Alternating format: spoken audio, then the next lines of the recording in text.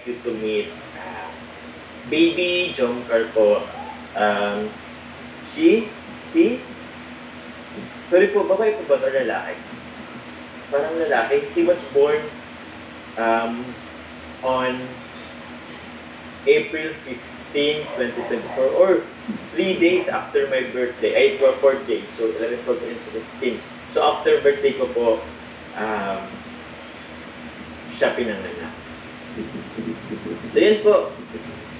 Jebran TV, shoutout sa inyo. Mga kalingap, I would like you to meet Baby Jomcar. Yun.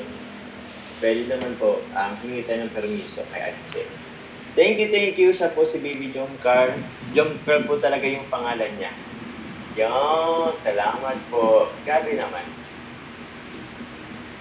Selon Vlog, pagupit ka na, gayahin mo na lang si Kalingap Parap. Thank you po. Ruby Anya, salamat po. Thank you po, Ate Che.